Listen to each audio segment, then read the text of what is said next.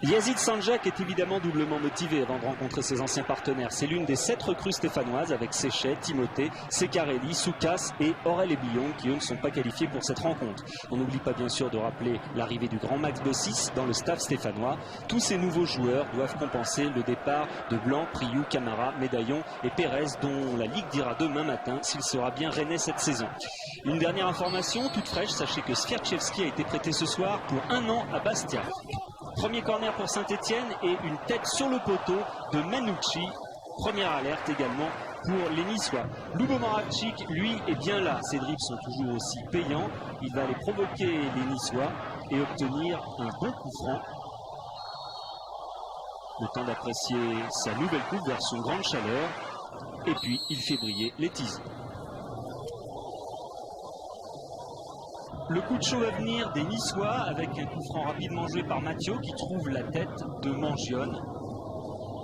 Sans grand danger apparemment, sauf que Coupet est sorti et pas très bien sorti. Grégory Coupet qui commet sa première erreur de la saison 94-95 avec une sortie aussi lointaine que tardive. Espérons que ce sera pour lui la dernière. Mangione ouvre la marque pour Nice, donc 1-0 après 20 minutes de jeu. Despérou, venu de l'arrière, tente de réveiller ses partenaires en position d'avant-centre, mais sa reprise est juste à côté. On sent que les Verts veulent revenir le plus rapidement possible. C'est maintenant Dominique Olagnier qui va obliger les Tizi à un arrêt réflexe fort à propos.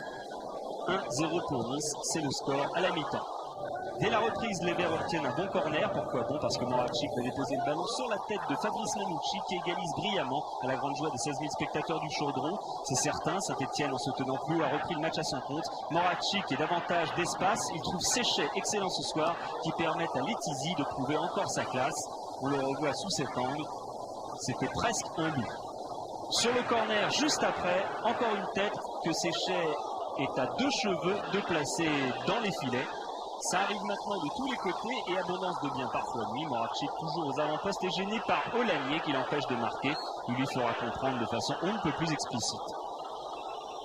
Vous allez dire qu'on ne voit pas beaucoup les Niçois. Et voici la seule occasion de la deuxième mi-temps pour Mangione, le buteur, qui cette fois tire largement au-dessus. Un partout. On n'a pas perçu sur ce match tout le potentiel offensif des Aiglons. Ce sera peut-être pour mardi prochain contre Monaco. En attendant, l'idée, pas le sentiment de ne pas avoir fait le plein de points ce soir. À propos, il a re-signé pour 3 ans. C'est la dernière info de la soirée. Ouais, Saint-Etienne 1-1 lors d'une première journée. C'est un score classique. C'était déjà le cas l'an passé.